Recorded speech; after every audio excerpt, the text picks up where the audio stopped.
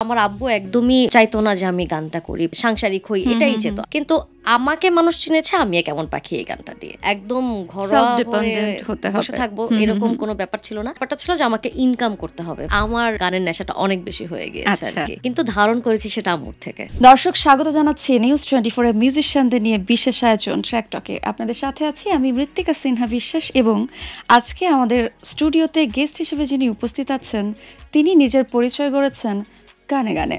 বলছি সাথী খানের কথা। চলুন জেনে নেই আপুর জানা অজানা নানা গল্প। কেমন আছেন আপু? খুব ভালো আছি, আপনি?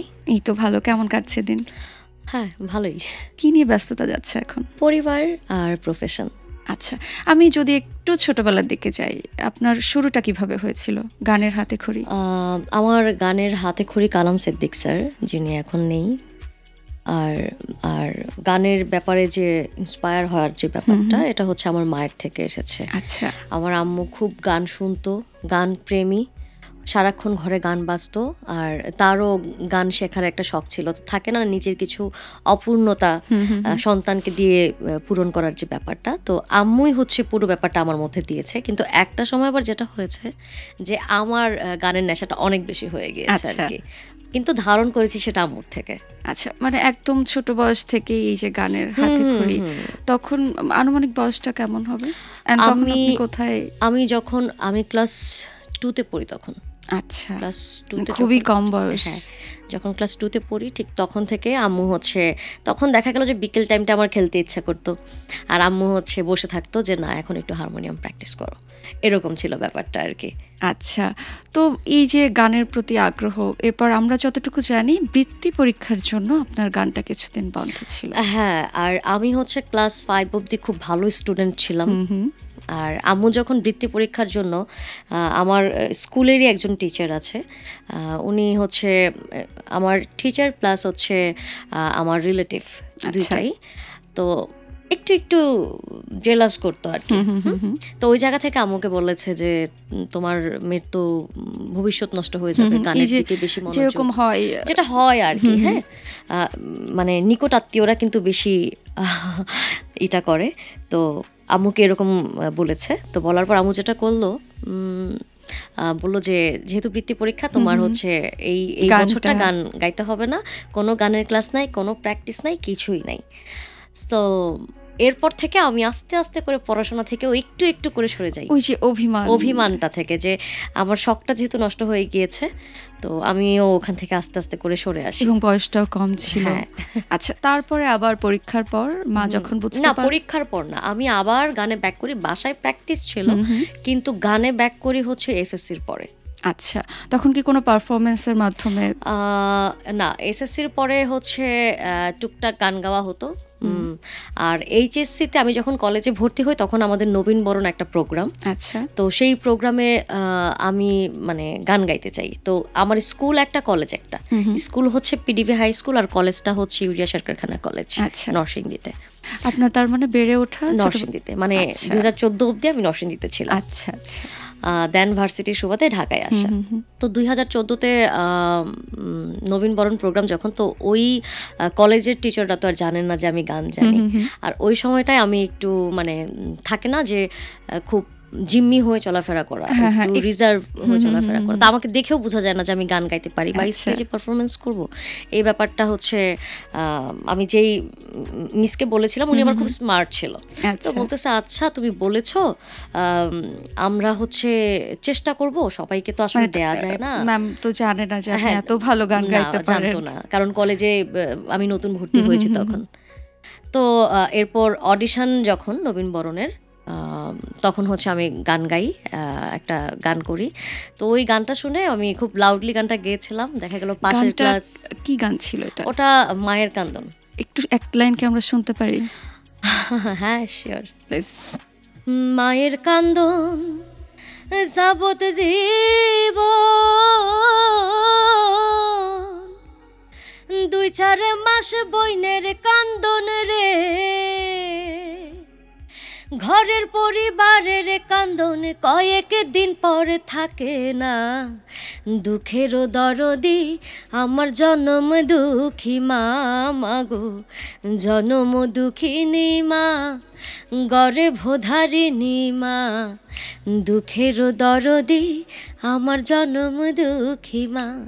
এই যে এত সুন্দর সুরেলা কণ্ঠ, ওই কলেজ লাইফে এই গান শোনার পর স্যার ম্যামদের রিয়াকশন ছিল, আর প্রপোজাল কয়টা পেয়েছিলেন? না, প্রপোজালের ব্যাপারটা যেটা, এটা আসলে আমি ওরকম ভাবে, আমার মনে হয় যে প্রপোজ যে করবে আপনাকে সেই সুযোগটা একজন পেলেই প্রপোজ করতে পারে। আমি কেন জানি এই জায়গাটা থেকে সবসময় একটু মানে সরে আসি, কেউ পছন্দ করলেও হয়তো বা বলতে পারে না। আচ্ছা, হয়নি যে হচ্ছে ছোট বোনের মাধ্যমে কোনো চিঠি এসেছে কিনা? হ্যাঁ, এগুলো অনেক হয়েছে, কিন্তু ওইটাকে আমি আসলে লিস্টেই রাখি না, মনেই রাখি না, ওরকম একটা ব্যাপার। আর নবীন বরণ মানে আমাদের প্রোগ্রামটার পরে তো আর খুব বেশি সময় পাইনি কলেজে থাকার, আমরা তো চলেই এসেছি বের হয়ে, বাট টিচার্সদের ভালোবাসা অনেক পেয়েছি, স্টিল আমার খোঁজ খবর রাখে। ওই যে তখন ম্যাম বললো আচ্ছা ঠিক আছে দেখবো, তারপর তার রিয়াকশনটা কেমন ছিল? তারপর আমাদের একটা মিস আছে, লুৎফা ম্যাম, এখনো ফোন দিয়ে দিয়ে আমার সাথে কথা বলে আমার ব্যাপারে বা যাওয়ার কথা বলে।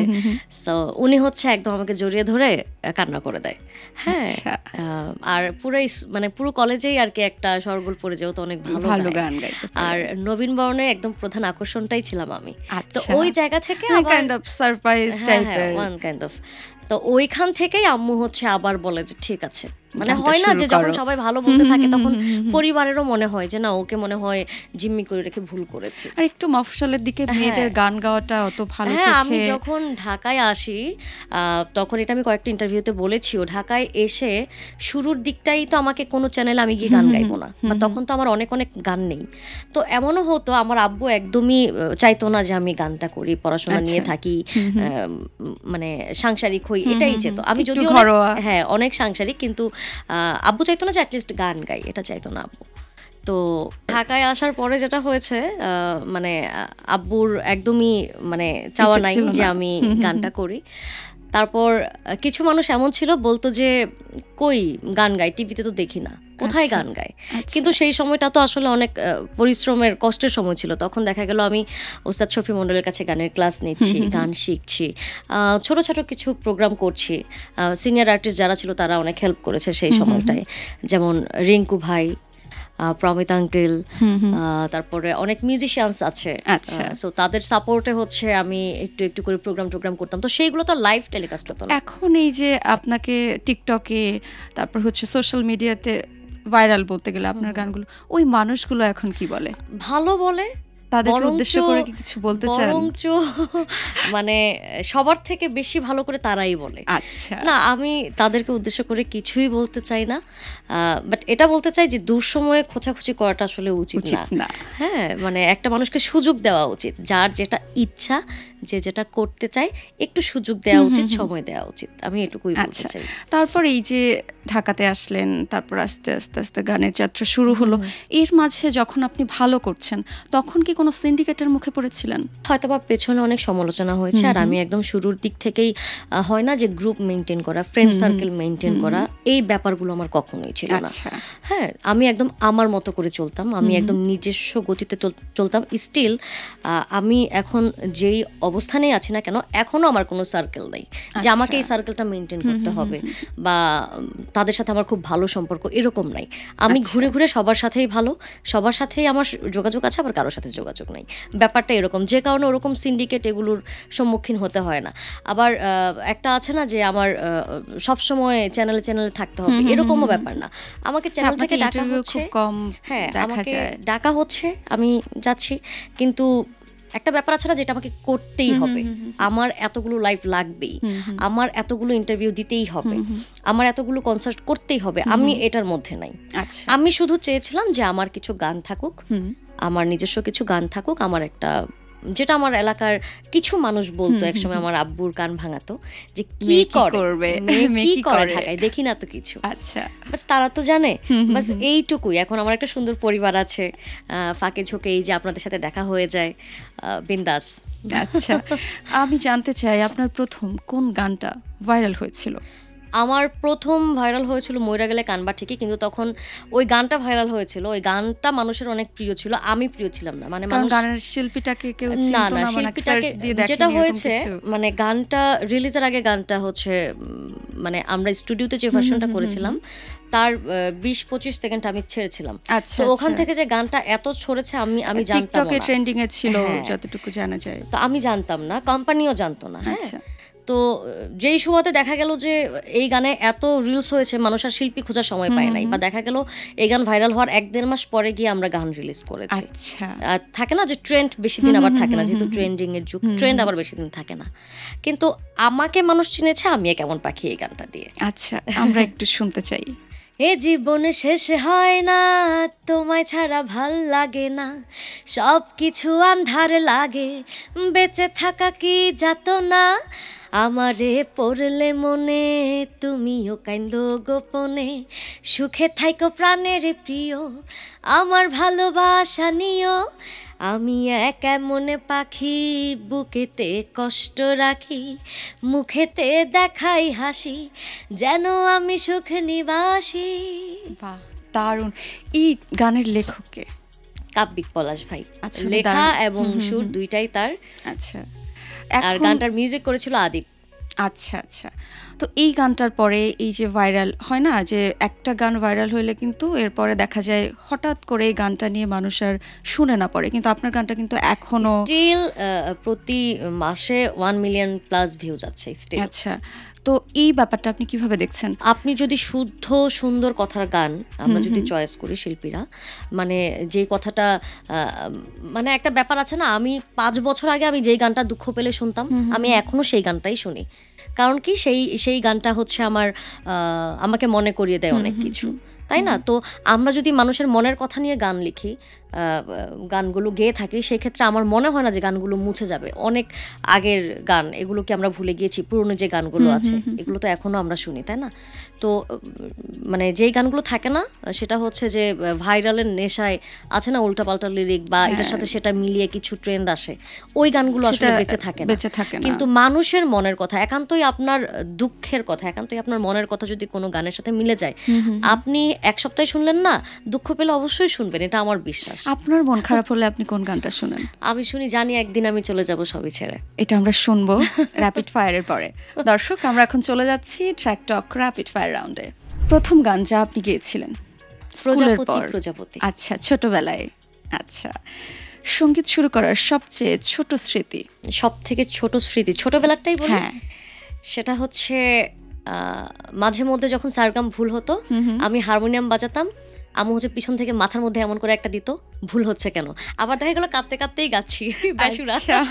ওই ব্যাপারটা। কোন বাদ্যযন্ত্র সবচেয়ে প্রিয় ছিল বা এখনো আছে? স্টিল আমার বাঁশি খুব পছন্দ। আচ্ছা, আপনি বাঁশি বাজাতে পারেন? না, পারি না দেখেই তো বেশি ভালো লাগে। আচ্ছা, প্রথম গান গেয়ে কত পারিশ্রমিক পেয়েছিলেন? 2000। আচ্ছা, গান লেখার সময় প্রেরণা কোথা থেকে আসে? না, আমি গান লিখি না, তবে আমার লিখতে খুব ভালো লাগে। আমি কখনোই ফেসবুক পোস্ট বা ক্যাপশনে অনেকে কপি করে না, এখান থেকে সেখান থেকে আমার এই অভ্যাসটা নাই। আমি হচ্ছে একদম নিজের মনের মতো করে লিখি, যেন আমার 1 বছর পরে মনে করিয়ে দেয় সেই দিন আমার সেটা হয়েছিল, সেই স্মৃতিচারণটা যেন আবার নতুন করে হয়। আচ্ছা, তার মানে সাথী খান মেমোরি কালেক্ট করতে খুব পছন্দ করে। আচ্ছা, জীবনের সবচেয়ে বড় চ্যালেঞ্জ কি? জীবনের সব থেকে বড় চ্যালেঞ্জ হচ্ছে, মানে চ্যালেঞ্জ কিনা আমি জানি না, বাট আমি খুব করে চাই আমার 2টা বাচ্চার বিয়ে হওয়ার আগে যেন আল্লাহ আমাকে না নিয়ে যায়। আচ্ছা, আচ্ছা। কোন শিল্পীকে আপনার আইডল মনে করেন? আসলে আমি সবার গানই শুনি। আমি ফোক প্রেমী, আমি হচ্ছে ফোক গান বেশি শুনি। আমি সর্বপ্রথম আমার ওস্তাদজির নাম বলবো, ওস্তাদ শফি মণ্ডল, শ্রেয়া ঘোষাল। আচ্ছা, আপনার প্রথম রেকর্ড, ওই রেকর্ডিং এর জার্নিটা কেমন ছিল? শুরুর দিকে একদম আমি যখন প্রথম ঢাকায় আসি, প্রথম রেকর্ডিং ছিল হচ্ছে দূরবীন ব্যান্ডে একটা গান, সালমান শাহর স্মৃতিচরণে একটা গান করেছিলাম, ও আমার বন্ধু গো। আচ্ছা, এটা হচ্ছে আমার প্রথম রেকর্ডিং। যদিও আমি বুঝতাম না কিভাবে হেডফোনটা ধরতে হবে, কতটুকু ডিস্টেন্সে গান গাইতে হবে। হ্যাঁ, এরকম একটা ব্যাপার ছিল। ভিডিওতেও আমি খুব নার্ভাস ছিলাম। ওরা তো যারা ভিডিও ফুটেজ নিচ্ছে তারা তো জানে কাট নিয়ে ফেলবে, কিন্তু আমি বুঝতেছিলাম না আমি কি করব ভিডিওতে, কোন দিকে তাকাবো। আচ্ছা, এই ব্যাপারটা। যদি সাথী খান গায়িকা না হতো তাহলে কি হতো? যদি গায়িকা না হতাম, আমি ছোটবেলা থেকেই ইনকামের প্রতি আমার খুব নেশা। লাইক আমি ছোটবেলা থেকেই আমার আম্মু হচ্ছে দর্জির জন্য খুব এক্সপার্ট ছিল, এমব্রয়ডারি কাজের জন্য খুব এক্সপার্ট ছিল, তো আম্মুর থেকে আমি সেলাই কাজটাও শিখেছি। তারপর আমার ছোটবেলায় আমার কলেজের ম্যাম যিনি, তার মেয়েকে আমি হারমোনিয়াম বাজানো শিখিয়েছি, ওভাবে আর্ন করতাম, প্রাইভেট পড়াতাম। হ্যাঁ, এরকম একটু ব্যাপার যে রাধে সে চুলো বাঁধে, বাট আমার ব্যাপারটা ছিল যে আমাকে ইনকাম করতে হবে, মানে একদম ঘরোয়া হতে বসে থাকবো এরকম কোনো ব্যাপার ছিল না। এখন আম্মু আমাকে অনেকগুলো জিনিসই শিখিয়েছে, শিল্পী না হলে আমি কোনটা আসলে করতাম আমি ঠিকভাবে জানি না। তার মানে কখনো যদি এমন হয় যে গান থেমে যায় কোনো কারণে, তার মানে সাথী খানের কাছে অনেক অপশন আছে, সেগুলো দিয়ে অনেক অপশন আছে। ওকে, আপনার সবচেয়ে প্রিয় হিট গান কোনটি? আচ্ছা, আমি কেমন পাখি। ওকে, কোন গানের লিরিক্স সবচেয়ে প্রিয়? আমার গানের মধ্যে নাকি সব গানের? সব গানের ভেতর। ওই যে আমি মন খারাপ হলে যে গানটা শুনি, জানি একদিন আমি চলে যাব। কোনো কনসার্ট বা পারফরমেন্স মনে আছে যেটা সব থেকে ভালো লেগেছিল, এমন কোনো ইমোশনাল? প্রত্যেকটা কনসার্টে একটা না একটা স্মৃতিচারণ হয়, তবে যদি এখন বলতে হয় সেটা বলবো যে গত সপ্তাহে আমি একটা প্রোগ্রাম করে আসলাম সৈয়দপুরে। মানে অনেক অনেক দর্শক হয়েছে, দর্শকের ভালোবাসা ছিল অফুরন্ত। বাট সবশেষে যেটা বলবো সেটা হচ্ছে আমি হোটেলে যাওয়ার পরে, মানে আমার এমনিতেই কোনো মেয়ে দর্শক যদি আমার সাথে ছবি তুলতে না পারে বা মনে কষ্ট নিয়ে ফিরে, আমার নিজের মধ্যেই অশান্তি লাগে। তো যেহেতু অনেক ভিড় ছিল, অনেকগুলো মেয়ে মহিলা ওরা হচ্ছে আমার সাথে ছবি তুলতে পারে নাই, ঝাড়ি খাচ্ছিল বারবার, কিন্তু আমার তো কিছুই করার নেই। কিন্তু আমি যখন হোটেলে গেলাম, চেঞ্জ করলাম, দেখলাম যে ওরা সবাই হোটেলে চলে এসেছে, বৃষ্টিতে ভিজে তাও। হ্যাঁ, এই যে ব্যাপারটা, এই যে ভালোবাসাটা, এটা আমার খুব ভালো লাগে। আর এমনিতেও আমি গানের জগতে মেয়েদের ভালোবাসা বেশি পাই। আচ্ছা, ওকে, কোন গানে সাথী খান সবচেয়ে বেশি আবেগ অনুভব করেছে? আমার গান যদি বলেন সেটা হচ্ছে আমারে কেউ ভালোবাসলো না, এটা।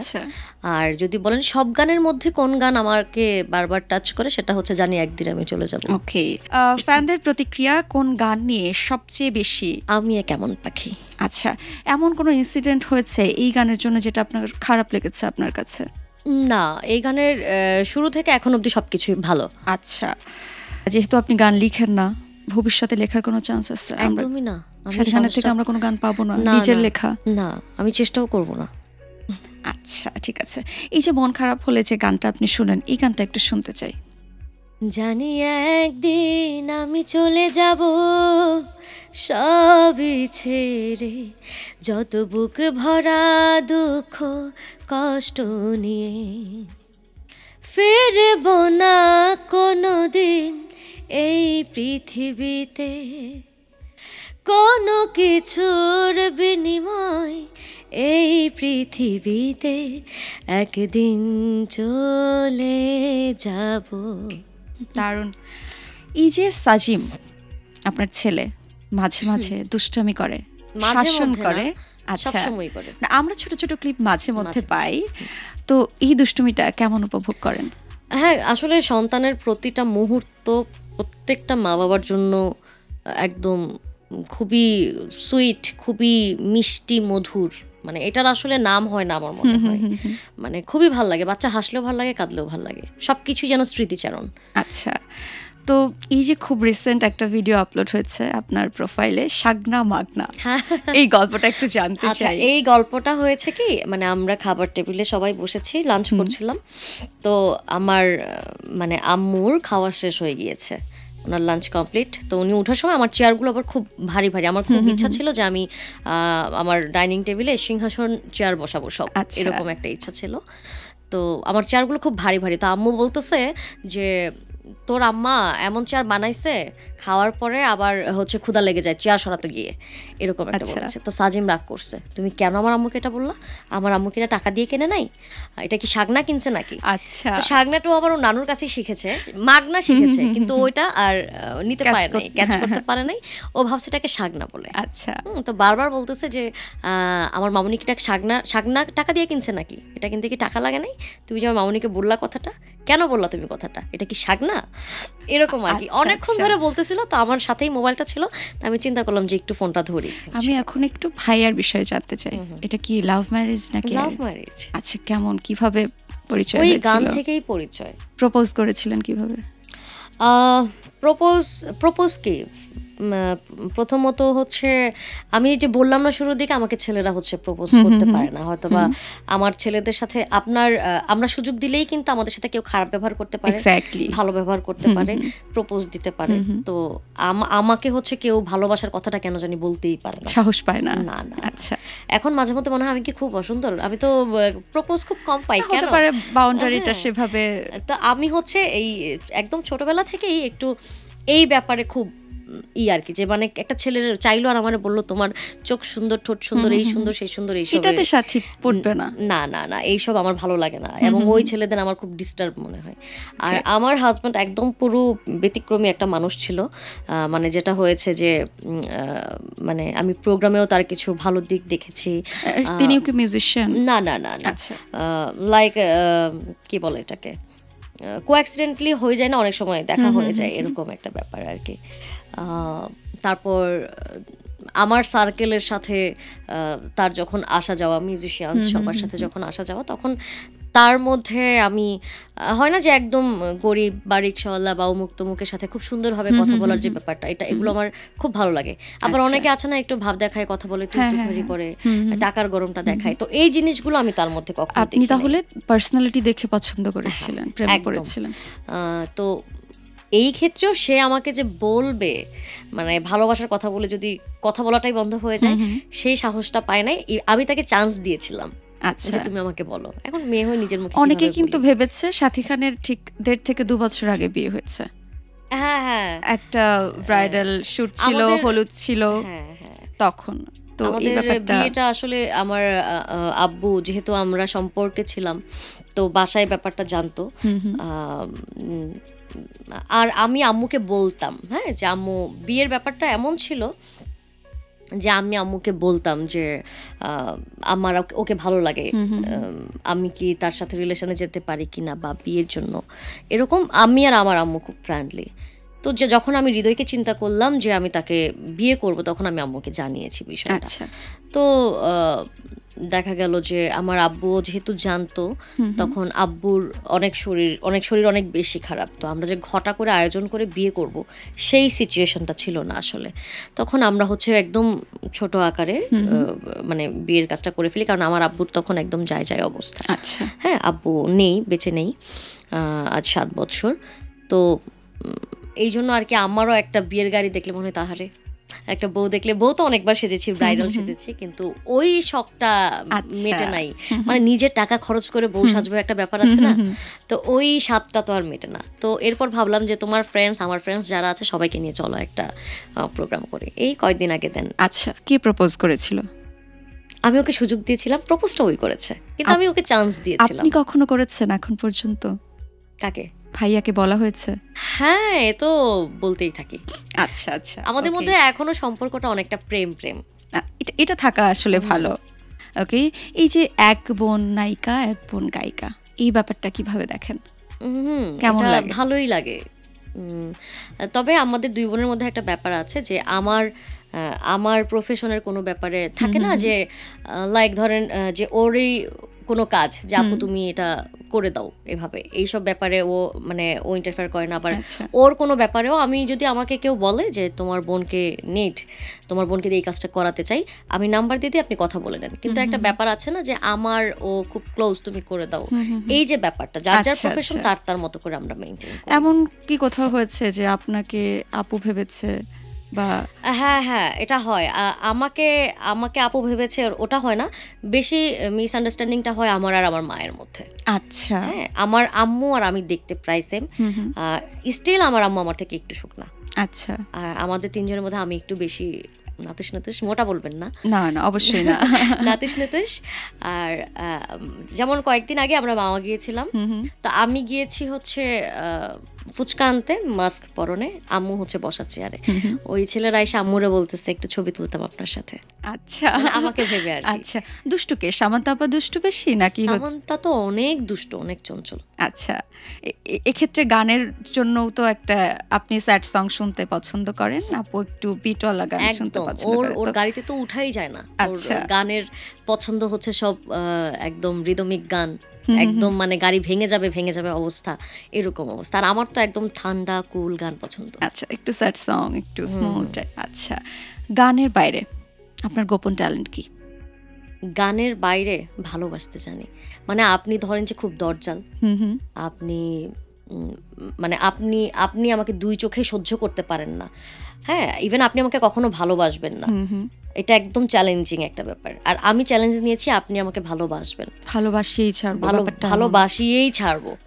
হ্যাঁ, এরকম একটা ব্যাপার। তার মানে সাথী খানের শত্রু যদি তৈরি হয় বা থাকে বেশি দিন সেটা না, আমি এটা অনেক সময় চ্যালেঞ্জের মতো করে এমন নেই। এমন হয় না কারোর সাথে? হ্যাঁ, কেন হবে না? আমাদের আত্মীয়-স্বজন, আমাদের দেখা গেল শ্বশুর বাড়ি বাবার বাড়ি মিলিয়ে এমন অনেকেই কিন্তু আছে। হয় ভালোর জন্য দেখতে পারে না, অথবা যে কোনো কারণেই দেখা গেল জেলাস করে দেখতে পারে না। মানে ব্যাপারটা এমন পাথরে ফুল ফোটাবো ভালোবাসা দিয়ে। আমি ওই কয়েকদিন আগেও আমি আমার আম্মুরে বলতেছি, এই যে আমার সাথে এমন করে তো আমার সহ্য করতে পারে না। চ্যালেঞ্জ 1 সপ্তাহের মধ্যে সে আমি বাসায় না থাকলে বলবে সাথী নাই, ভাল লাগতেছে না। এবং আমি সেটা করেছি। কি এমন করেছেন? 7 দিনে মানে হয় না, মানে ব্যাপারটা হচ্ছে কি ভালোবাসা দিয়ে ভালোবাসা আদায় করা যায়। সেটা তো অবশ্যই, কিন্তু কিছু তো টেকনিক থাকে। টেকনিক কি, যেমন প্রথমে মনে হতো যে তুমি তো সবার সাথে এমনটা করো, লাইক আমি তোমার কথাই বললাম যে তুমি সবার সাথে ভালো করছো, আমার বেলায় সবাইকে চা দিচ্ছ, আমার বেলায় এসে তোমার একটু চাটা দিতে কষ্ট হচ্ছে কেন? আমি একটা ফর এক্সাম্পল বললাম আর কি কথাটা। তো আমি যেটা করি, প্রথমে আমি বলি যে কেন। হ্যাঁ, দেখলাম যে এগুলা করে কোনো কিছুই হচ্ছে না, তখন আমি যেটা করি আমি ভালোবাসা দেওয়া শুরু করি। মানে যখন কোনো কিছু হয় না, মানে যখন আমি একদম হেরে যাই, তখন আমি চিন্তা করি এটাকে ভালোবাসা দিয়ে জয় করতে হবে। আর আমি সেটা পারি, এটা আমার খুব ভালো লাগে। তারপর কেমন লাগে?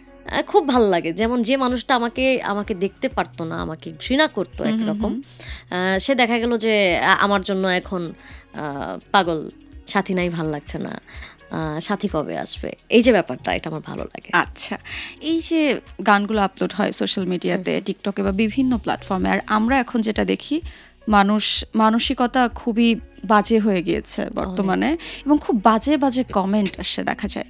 তো এই ব্যাপারটা আপনি কিভাবে হ্যান্ডেল করেন?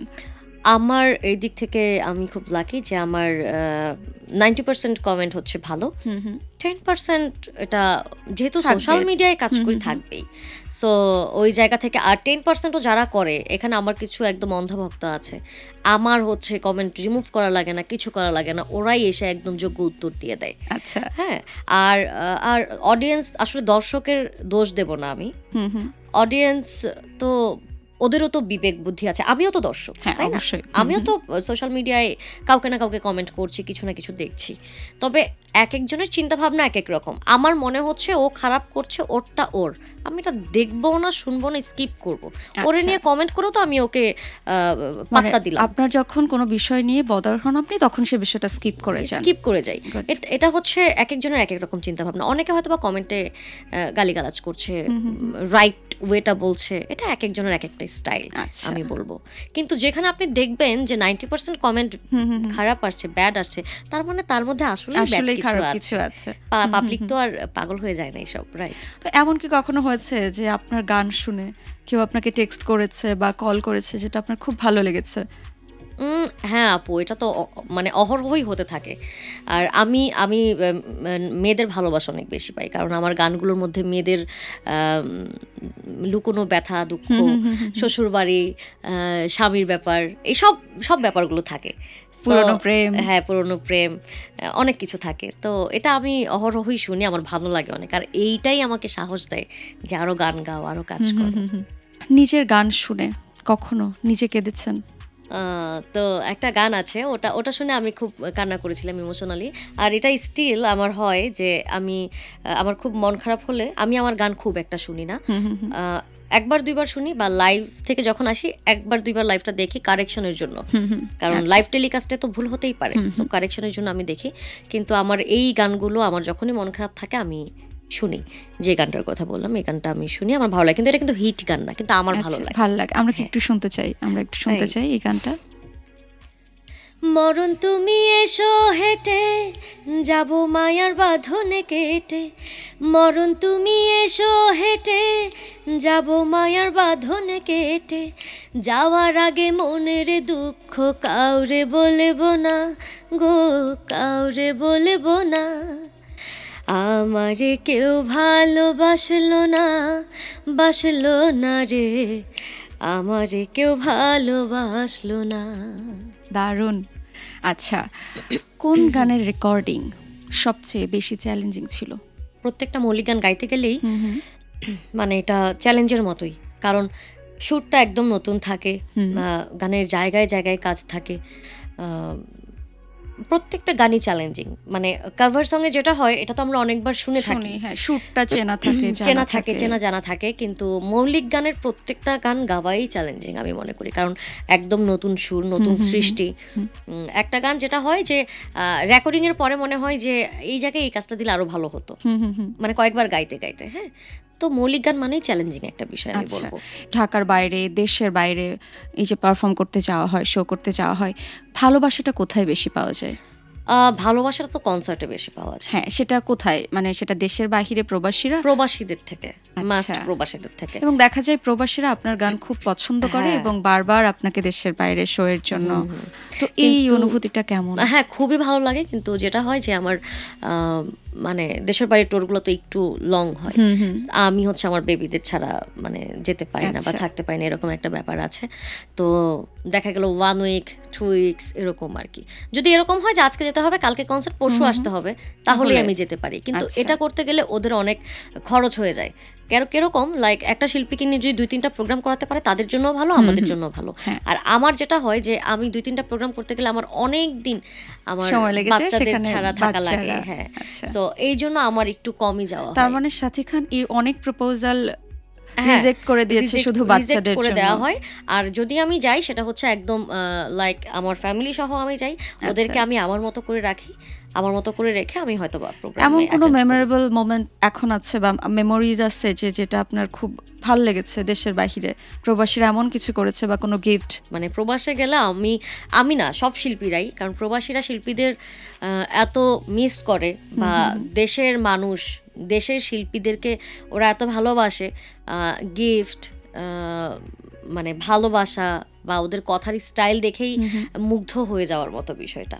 আচ্ছা, তো এই যে এত জনপ্রিয়তা দেশের বাইরে, দেশের ভেতর, এই জনপ্রিয়তাটা কিভাবে নিচ্ছেন? জনপ্রিয়তা তো ভালোই লাগে। হ্যাঁ, শাহরুখ খান কি ফেম ভালোবাসে? কে? আমি? হ্যাঁ, এটা সবাই ভালোবাসে, জনপ্রিয়তাটা সবাই ভালোবাসে, কিন্তু জনপ্রিয়তার একটা খারাপ দিক হচ্ছে মানে কি বলে এটাকে, হারানোর ভয় থাকে। আচ্ছা, হ্যাঁ, যেমন শুধু জনপ্রিয়তার না, দেখবেন যে সব ভালোবাসার মধ্যেই হারানোর একটা ভয় থাকে। এই জনপ্রিয়তার বিড়ম্বনাটা কেমন? কখনো কি মনে হয়েছে যে না, আগে যে শাহরুখ খান ছিল সহজে যেটা করতে পারতো, বা বের হয়ে কফি খেতে যেতে পারতো বা চা খেতে যেতে পারতো রাস্তায় দাঁড়িয়ে, এখন সেটা পারছে না? বা আমার না এখনো নিজেকে অত বড় সেলিব্রিটি মনেই হয় না। আমি খুব সিম্পলি চলি, একদম খুবই সিম্পল চলি। আর আমার আগেও খুব রেস্টুরেন্টে যাওয়ার অভ্যেস খুব কম ছিল। হ্যাঁ, মানে এই যে হয় না যে মেয়েরা খুব ঘোরে ঘোরে, এই করে সেই করে, আমার কাজ ছাড়া আমার বাসা থেকে বের হতে একদম ইচ্ছে করে না, আমি একদমই অন্যরকম। আচ্ছা, এটা বাড়িতে গেলে কেমন হয়? যেহেতু একজন নায়িকা, একজন গায়িকা, তো হ্যাঁ, সবাই আসে, দেখা করে, ভালো লাগে। আবার কিছু মানুষ এমনও আসে, ওই যে শুরুর দিকে যেটা বললাম, যে তাদের কটু কথা তুমি যে বলেছো আমি তো জানি, একটা ব্যাপার থাকে না। তো তাদেরকে শাহরুখ খান কিভাবে? তাদেরকে আপ্যায়নটা একটু বেশি করি, এই আসলে একটু জড়িয়ে ধরা, তাদেরকে আপ্যায়নটা বেশি। তখন তাদের এক্সপ্রেশনটা কেমন থাকে? আমি জানি না আসলে, এখন তুমি মনে মনে কি ভাবতেছো এটা তো আমি বলতে পারবো না। তবে এটা হচ্ছে আমি এটা করি, লাইক আমাকে যে আঘাত দেয়, আমি যার থেকে অপমানিত হই, বা যারা আমার সাথে বিট্রে করে, পরবর্তীতে যদি আমি সুযোগ পাই তাদেরকে আমি একটা সুযোগ দিই, এবং সুযোগ দিয়ে আমি সুন্দর করে বলি যেটা করা উচিত না। যেমন একটা মিউজিশিয়ানস একবার হচ্ছে আমার একটা প্রোগ্রামে, তখন আমার কোনো সেট আপ নাই, আমি নতুন, ঢাকায় নতুন গান করি। তো আমি হিট হওয়ার পরে আমি যখন তারা আমার সাথে কাজ করতে চায়, এখন আমি তাদেরকে কাজে নিয়েছি, কাজ দিয়েছি, শুধু গোপনে তাকে আমি সুন্দর করে বলেছি, তোমার মনে আছে তুমি যে আমার সাথে এটা করছিলা, এটা কিন্তু করবা না নতুনদের সাথে, নতুনদের আমাদের সুযোগ দেওয়া উচিত। স্টিল সে যখন আমার সাথে মানে কোনো প্রোগ্রামে আমি তাকে পাই, বা আমি নিজেও তাকে ডাকি, আমি বলি দেখো আজকে আমাদের প্রোগ্রামে আরেকটা শিল্পী আছে, সে গাইবে, তার বেলায় কিন্তু কোনো দুষ্টুমি করবা না, একদম বেস্টটা দেবা। হ্যাঁ, তো আমি হচ্ছে এভাবে শেখাই, মানে লাইক তুমি আমার সাথে বিট্রে করছো, তুমি আমার চোখে শত্রু হয়ে গেলা, এটা না, তুমি আমার সাথে দুশ্মনী করেছো, মানে আমি তোমাকে আমি ইনভাইট করব, তোমাকে আমি সুন্দর করে বুঝিয়ে বলবো। আবার কিছু হলে ফেসবুকে স্ট্যাটাস দেয়া, হ্যাঁ, তোমার সাথে আমার ঝামেলা ফেসবুকে স্ট্যাটাস দিয়ে তো কিছু হবে না, আমার মধ্যে একদমই অভ্যাসটা নাই। আমি শুধু সময়ের অপেক্ষা করে, একদিন সময় আসবে আমি তোমাকে বুঝিয়ে দেবো। মানে এখন যেরকম কি কারোর সাথে কোনো অভিমান হলেই ফেসবুকে স্ট্যাটাস দিয়ে দেয়। আমার এই বিষয়গুলো খুবই বিরক্ত লাগে, আমার এগুলো ভালোই লাগে না। তোমার সাথে আমার ঝামেলা স্ট্যাটাস দিয়ে কি হবে? মানুষ তো কিছু না শুনলেই বলবে একদম ঠিক, রাইট, তাই না? বাট এটা তো আসলে কোনো ইস্যু না। আমি এখন স্টেজের সব থেকে মজার একটা ঘটনা জানতে চাই, যেটা সাথী খানের খুব মজা লেগেছিল, বা সবাই পারফর্ম করার টাইমে বা পারফর্ম করার আগে। স্টেজে মজার ঘটনা হয় লাইক গান গাওয়ার সময় যেটা হয়, যে হয় না এইভাবে ভাবে হাত বাড়িয়ে দেয়, প্রত্যেক স্টেজে আমি পড়ে যেতে মানে টান দেয়। আমি তো কোনো ছেলের দিকে হাত বাড়াই না, বাট মেয়েদের দেখলে আমি লোভ সামলাতে পারি না। সাথী খান মেয়েদেরকে খুব পছন্দ করে, কারণ মেয়েরা আমাকে ভালোবাসে। আমি তো শুরুর দিকেই বললাম যে ভালোবাসা দিয়ে ভালোবাসা আদায় করা যায়। হ্যাঁ, এবং অপছন্দের মানুষ ভালোবাসবে এটা আমার কাছে চ্যালেঞ্জিং। আর মেয়েরা আমার গান শোনে, মেয়েরা আমার সাপোর্টার। আমি লাইভে গেলে দেখি কমেন্ট ম্যাক্সিমাম মেয়েদের, ছেলেদের সাথে যখন রাস্তায় দেখা হয় তারা সেলফি তোলে এটা বলে আমার মা, আমার বোন বা আমার ওয়াইফ বা আমার গার্লফ্রেন্ড আপনার গান শোনে। সো ওই জায়গা থেকে আমি মেয়েদের ফ্যান। আচ্ছা আচ্ছা, এমন কি কখনো হয়েছে কোনো সেলিব্রিটি আপনাকে আপনার গান শুনে কল দিয়েছে, যাকে আপনিও পছন্দ করেন? এটা কি মানে এটা আমাদের বাংলাদেশে মনে হয় একটু কমই হয়, আমার মনে হয়। তবে হ্যাঁ, আমি একবার একটা গান নিয়ে ঝামেলায় পড়েছিলাম, তখন আখি আপা থেকে শুরু করে মমতাজ আপা, তারপর মানে সিনিয়র আমাদের যারা আছে, আসিফ ভাই, সবাই আমাকে খুব হেল্প করেছিল। আচ্ছা আচ্ছা। কিন্তু মানে হয় না যে ঝামেলায় পড়লে আমি সবার হেল্প পেয়েছি, কিন্তু দেখা হলে বলে যে সাথী তুমি তো বেশ ভালো গান গাইছো, তোমার গানগুলো তো খুব ভালো যাচ্ছে, বা গানগুলো শুনি, বা বলে যে তোমার ভাবি আমার গান শোনে, তোমার গান শোনে, এরকমটা বলে, শোনা হয়। আচ্ছা, আপনি বললেন আপনার পছন্দের শিল্পী শ্রেয়া ঘোষাল, নেহা কক্কর, এই দুজনের বাহিরের দেশে, তো এই দুজনকে কি দিতে চান, তাদের থেকে কি নিতে চান? সেটা হতে পারে গিফট দিতে চান, গিফট দিতে পারেন যে কোনো কিছু। দেখা হলে তো নেহার সাথে দেখা হলে তো আমি মানে জানি না কি করব। আর যদি শ্রেয়া ঘোষালের সাথে দেখা হয়, জানি না, যদি দেখা হয় আমি শুধু মানে চুপ করে বসে তার গান শুনবো। তার কণ্ঠ মানে এত ভালো লাগে। তাহলে কি কণ্ঠটাই নিবে? এটা কি নেওয়া সম্ভব? তবে যদি পারতাম এটাই চাইতাম। আর যদি নেহার কথা বলেন তাহলে তার ঢংগুলো নিয়ে রেখে দিতাম, করতাম না, বাট তার ঢংটা আমার খুব ভাল লাগে। আচ্ছা আচ্ছা, কোন খাবারটা খেতে সাথী খানের খুব ভাল লাগে, আমি পছন্দ করে? সত্যি বলতে আমি রাইস লাভার। আমিও। হ্যাঁ, আমার ভাত খুব ভালো লাগে, কিন্তু এখন তো একটু অ্যাভয়েড করতেই হয়, কিন্তু আমার ভাত দেখলে আমি সামলাইতে পারি না। আচ্ছা, ভাত খুবই পছন্দ। খুবই পছন্দ। সাজিম কি খেতে পছন্দ করে? সাজিমকে আমি বাহিরের খাবারটা খুব কম দিই। মানে বেবিসরা থাকে না যে বাহিরের পিজা বার্গার এগুলো খুব পছন্দ করে, মানে আমি তো চাইছিলাম যে পিজা কি বার্গার কি এটাও নাই শিখুক। তো আমার ছোট বোন ওকে আবার খুব আহ্লাদ করে এগুলো খাওয়া শিখিয়েছে, কিন্তু আমার মনে হয় যে আমার বাচ্চা খুব কমই জানে যে রেস্টুরেন্টে কি কি আইটেম আছে। আচ্ছা, কারণ আমি ওকে বাইরের খাবারগুলো খুবই কম দিই। কোন রকমের স্টাইল বা পোশাক পরতে সাথী খান পছন্দ করে? কমফোর্ট, লাইক সেটা যদি শাড়িও হয়, মানে কিছু শাড়ি থাকে না খুব আরাম, হ্যাঁ আরাম, মানে কমফোর্ট, যেটা যে কোনো ড্রেস কিন্তু কমফোর্টটা ভালো লাগে। আচ্ছা, আপকামিং কি কোনো আপনার গান আসছে যেটা টিজার? আমার মানে আমি যেহেতু মৌলিক গান নিয়ে কাজ করি, আমার প্রত্যেক সপ্তাহেই একটা না একটা নতুন গান আসে। যেমন আমার কালকে একটা গান রিলিজ হয়েছে, সামনের সপ্তাহে একটা গান রিলিজ হবে। মানে আমি গ্যাপ খুঁজি যে আমার চ্যানেলের গানটা আমি কোন উইকে দেবো, আমি এরকম একটা গ্যাপ খুঁজি। লাইভ পারফরমেন্স বনাম স্টুডিও রেকর্ডিং, কোনটা ভালো লাগে?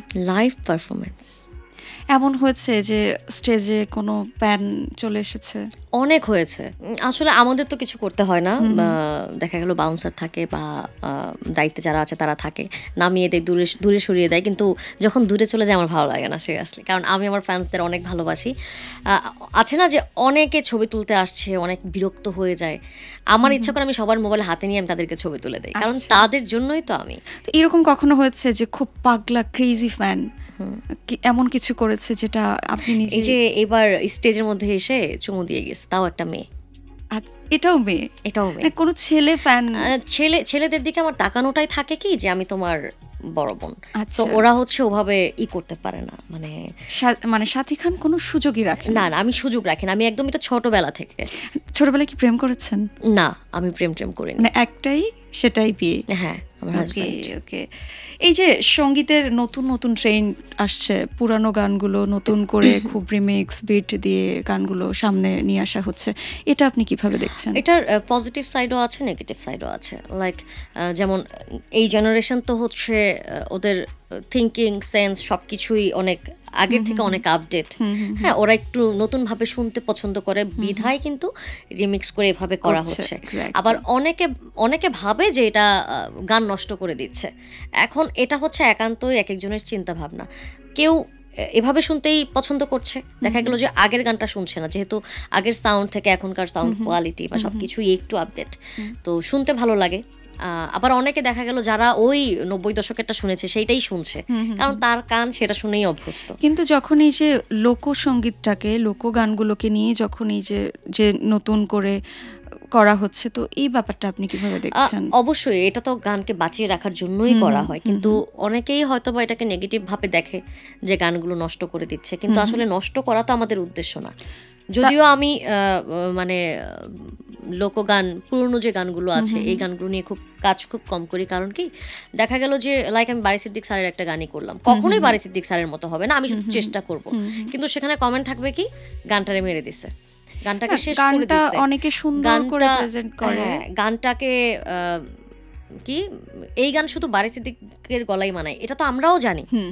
আমরা জেনে, আমরা মেনে গানগুলোকে বাঁচিয়ে রাখার জন্য আমরা অনেক সময় সাহস করি বারী সিদ্দিক স্যারের গান, শাহ আব্দুল করিমের গান, রাধা রমনের গানগুলো গাওয়ার। কিন্তু এই যে এটার একটা পজিটিভ সাইড, এটার একটা নেগেটিভ সাইড। অনেকে দেখা যায় এই গানগুলোকে মডার্ন ভার্সনে আনার জন্য কথা চেঞ্জ করে ফেলে। না, ওটা কখনোই মানে একজন গুণী গীতিকবি লিখে গিয়েছে, আপনি আপনার স্বার্থে কথা চেঞ্জ করে দিবেন, এইটা তো কখনোই উচিত না।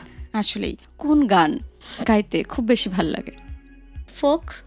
আচ্ছা, এই ফোকের ভেতরে এই যে আপনি যে টাইপের গানগুলো গান, তো আপনার কাকে মনে হয় যে বর্তমান সময়ে এই লোকসঙ্গীত নিয়ে খুব ভালো করছে, ভালো গাইছে, বা লোকসঙ্গীতকে প্রচার করার জন্য ভালো কাজ করছে? মেয়েদের মধ্যে বলবো, মেয়েদের মধ্যে কে, লায়লা আপু আছে, ভালো করছে। আর ছেলেদের মধ্যে খায়রুল ওয়াসি ভাই, গামছা পলাশ ভাই, ওরা ভালো করছে। আচ্ছা, মেয়েদের মধ্যে লায়লা আপু আছে, সালমা আপু আছে। আচ্ছা, আমরা এখন একটা গান শুনতে চাই, মইরা গেলে কান বা ঠিকই, বাইচা থাকলে বুঝলা না, বাইচা থাকতে বুঝলা না। ওকে। মইরা গেলে কানে বা ঠিকই, বাইচা থাকতে বুঝলা না, হাতের ধন ঠেল্লা পায়ে আপন মানুষ খুঁজলা না। মইরা গেলে কানে বা ঠিকই, বাইচা থাকতে বুঝলা না, হাতের ধন ঠেল্লা পায়ে আপন মানুষ খুঁজলা না। দারুণ। আপনাকে তো স্যাড সং বা ফোক সঙেই বেশি পাওয়া যায়, নতুন ঘরানার কোনো গানে কি সাথী খানকে আমরা দেখতে পাবো? হ্যাঁ, আমি আমার দুঃখের গান গাইতে খুব ভালো লাগে। স্যাড আমার ভালোবাসার একটা জায়গা, কিন্তু এখন দেখলাম যে স্টেজে দাঁড়ালে মানে এখনো আমার কিছু হয় না যে মুভির কিছু হিট গান, এই গানগুলো দিয়ে দর্শক তো নাচতেও চায়, কত দুঃখের মধ্যে থাকবে, তো স্টেজে দাঁড়ালে খুব অসহায় মনে হয়, অসহায় ফিল হয়, কারণ নিজের কোনো জমানো গান নাই, দ্যাটস ওয়াই। তো এ কারণে আমি কিছু গীতিকারকে বলেও রেখেছি যে না, এবার নিজের ভালো লাগা থেকে একটু বের হয়ে দর্শকদের জন্য কিছু নাচের গান লাগবে। আচ্ছা, আমরা একদম অনুষ্ঠানের শেষ পর্যায়ে, তো আমরা একদম শেষ প্রশ্নটা করতে চাই, সেটা হচ্ছে এই যে ফোক সং হারিয়ে যাচ্ছে বলা চলে, তো আপনাদের মতো কিছু শিল্পী এই গানগুলোকে যে বাঁচিয়ে রাখছে, নতুনদের উদ্দেশ্যে কিছু বলতে চান? তারা যদি ফোক সঙের গাইতে চায় বা স্যাড সং এগুলো নিয়ে কাজ করতে চায়, তো তাদেরকে কিছু কি বলতে চান? আমি নতুনদের উদ্দেশ্যে বলবো, গানের কথা, স্পেশালি কিছু কথা আছে গানের যেগুলো কখনোই হারায় না, মানুষের মনের কথা, মানুষের আবেগ, এগুলো কখনোই হারায় না। আর বাঙালি তো আবেগী, সো ওই জায়গা থেকে গানের কথা সুন্দর হলে এটা সবসময় বেঁচে থাকে। আর ক্ষণিকের হিট বা ক্ষণিকের ভাইরাল হওয়ার জন্য দুইটা লাইন নিলে ওগুলো বেঁচে থাকে না, আজকে আছে তো কাল নেই, এরকম। যেমন আমার কিছু গান আছে, এগুলো আগে যেরকমভাবে ভিউটা হতো, স্টিল সেভাবে আমি ভিউ পেয়ে যাচ্ছি। এটার কারণ হচ্ছে ওই কথাগুলো, আমি যেমন দুঃখ পেলে দুঃখের গান শুনি, এমন কিছু মানুষ আছে, যারা শ্রোতারা আছে, যারা দুঃখ পেলে হয়তোবা সার্চ করে ওই গানগুলো শোনে, বিধায় এই ভিউটা হচ্ছে। তো ওই জায়গা থেকে শুদ্ধ সুন্দর কথা নিয়ে যদি আমরা গান করি, সেটা যে কেউ গান করলে অবশ্যই গানগুলো বেঁচে থাকবে। আচ্ছা, ধন্যবাদ আপু আমাদের অনুষ্ঠানে আসার জন্য। দর্শক, আমরা একদমই অনুষ্ঠানের শেষ পর্যায়ে চলে এসেছি। পরবর্তী পর্বে দেখা হবে অন্য কোনো মিউজিশিয়ানের সাথে। সে পর্যন্ত সুস্থ থাকুন, ভালো থাকুন এবং নিউজ 24 এর সাথেই থাকুন। তোমার ব্যবহারে বুঝা গেছি, ব্যবহারে বুঝা গেছি, আমি তোমার কেহ না, আমি তোমার কেহ না, আমার লাগা তুমি কান্দো না, ও বন্ধুরে আমি তোমার আপন মানুষ না। তোমার ব্যবহারে বুঝা গেছি, ব্যবহারে বুঝা গেছি, আমি তোমার কেহ না, আমি তোমার কেহ না, আমার লাইগা তুমি কান্দো না, ও বন্ধুরে আমি তোমার আপন মানুষ না।